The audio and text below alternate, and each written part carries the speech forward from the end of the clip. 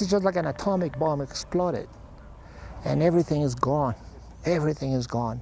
The whole subdivision is gone. 370 houses gone. Right now, a subdivision on the west side of Superior still smolders under the snow. The Marshall Fire wiped out every single home in the Sagamore neighborhood.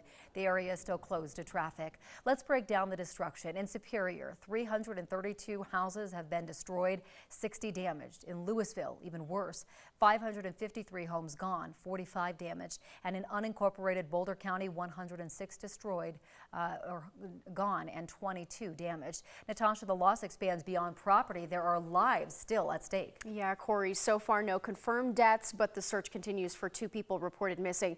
The Boulder County Sheriff says the search is difficult. There's a lot of debris, still hot, and they're working by hand. Today, passes will be handed out to get people back into their neighborhoods. This is the latest map from the Boulder Office of Emergency Management. So the green areas are all clear. The red areas are being called a hard closure. That means it's not safe enough for people to be allowed to return, and the yellow areas are being called a soft closure. So those passes that I mentioned were going to be for people to prove that they live in those soft closure areas. 9 News reporter Jordan Chavez joins us live from Superior this morning. And Jordan, the biggest question mark, what started the state's most destructive wildfire on record?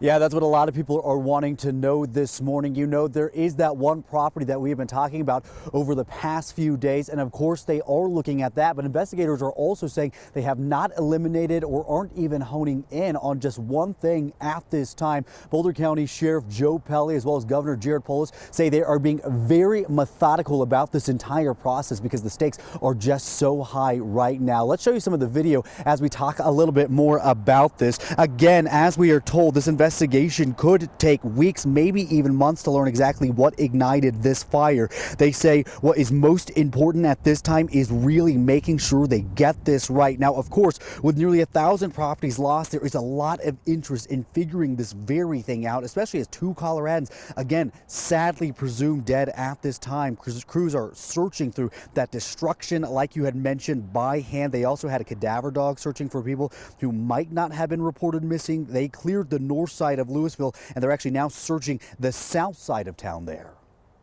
We are still attempting to locate 2 people. We are actively working at 2 scenes. It is very, very difficult work given the debris, the heat, that kind of thing, and essentially working by hand and with small tools. And back out here live in Superior, we are standing along McCaslin Boulevard. Those winds slightly starting to pick up at this time, and we are still seeing the National Guard doing their work, blocking off a lot of the roads out here still all along this strip of the road, and we are still seeing some of that damage even in this dark hour, but they are certainly keeping people out of the areas where they are still investigating, you guys. Of course, we're going to keep our eyes very closely on this one as people all across the world, if we're being honest, are waiting to hear the results of exactly what started this. All right, Jordan, thank you for that update. For first responders, the danger didn't stop with the fire. Firefighters also had to confront a heavily armed and threatening man in the burn zone.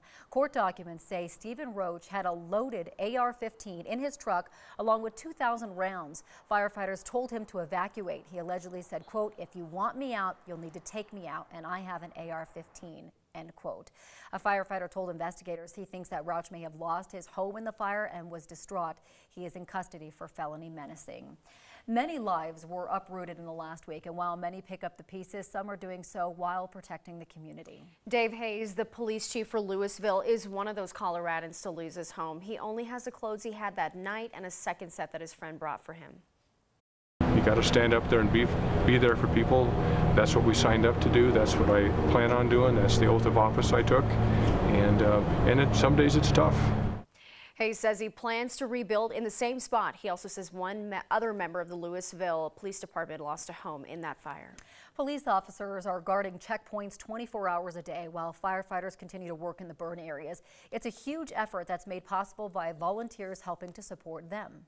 There's about 400 first responders based out of here, and we need to get them fed. I need to be here. This is where I need to be on Team Rubicon, to support the people that have been supporting me. love Team Rubicon. So Team Rubicon is a group of volunteer veterans. They're making sure the hundreds of first responders at work this week have something to eat. Team Rubicon only has around 20 or so volunteers helping there right now. That's all they say they need. They've had more than 300 signed up wanting to come out and give back to their community.